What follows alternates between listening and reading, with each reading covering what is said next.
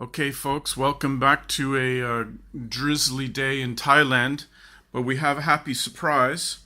We have a box from Kelly Controls straight out of China. So, what's the story? The motorbike has been great. I've been riding it around town I've had it for just over a year now. I've got about 1,800 kilometers on it. But as you know, the saga of what it came with, it has a 3,000 watt motor and a 1,000 watt controller. So the controller is incapable of putting the maximum amount of power into the motor to get the benefit of it.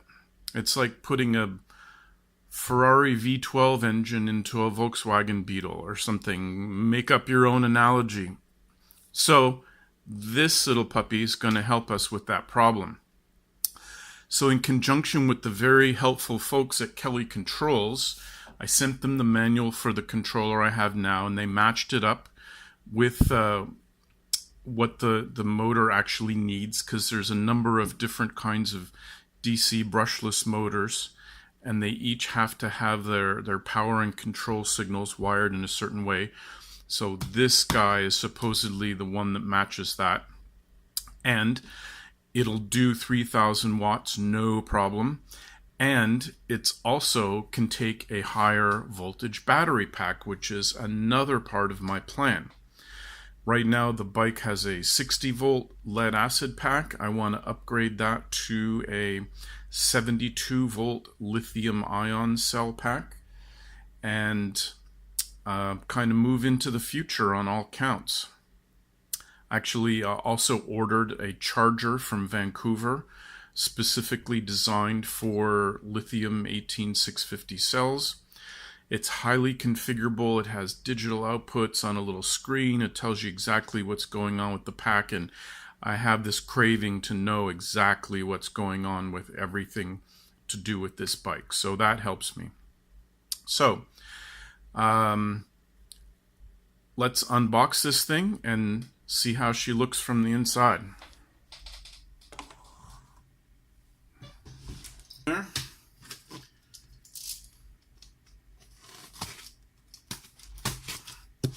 Sorry, I don't have a chainsaw like AVE. I plan to use this thing. I don't want to inadvertently destroy it. Okay, so it comes with some accessories too. This is the cord that plugs in from the controller to the laptop to actually run the program that alters the settings. This thing is very highly configurable to get it to do exactly what you want, so you need this cable. It's a serial to USB cable, and I figured I buy it from them because it's guaranteed to work.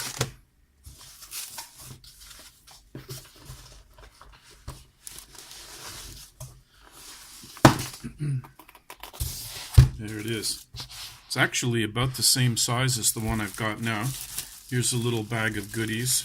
One of the other things is this is a Bluetooth dongle that connects to it that allows you to run an app that they supply for Android to make configuration changes, I think, and also to pull real-time data. So that's actually a little Bluetooth module right there. Some other goodies in here. Another kind of a data cable. Some pins and connectors. Oh, this is good. I was actually worried about this, that they weren't going to give me the pins or the kind of connector that I need that's on the controller. What if it doesn't match the exact connector size and pin out coming from the motor? So that's what this is for. So this is the matching connector that's on the controller, and these are the pins. You crimp your wires on there. So that's all very good. I'm very happy about all of that.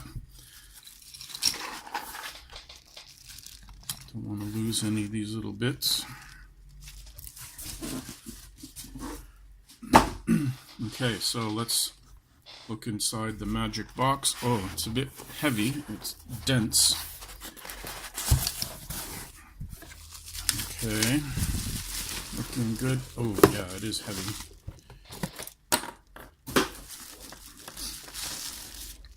Ah, there it is. What a beast. It's got a massive heat sink, which I'll be able to preserve because where this gets mounted is on the bottom of the bike, which will get some airflow. And so if we look at this, the battery connections are here and here. Let's frame this thing a little better. Battery comes in here and here. This is the battery positive, battery negative. The battery positive goes through this shunt, and we can measure current flow across this.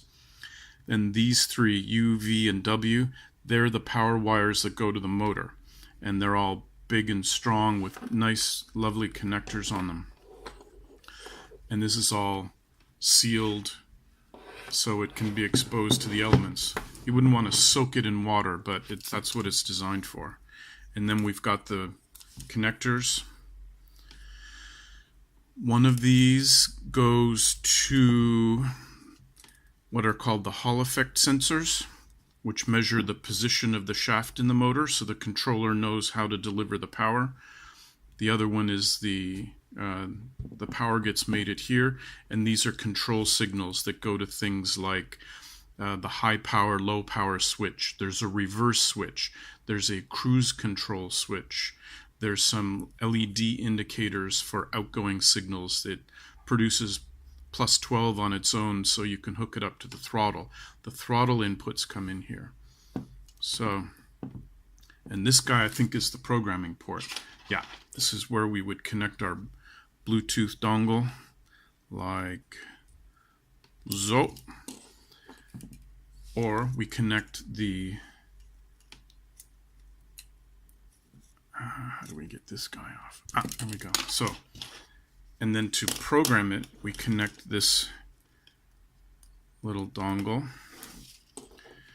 And this goes to here, and then this goes into your laptop.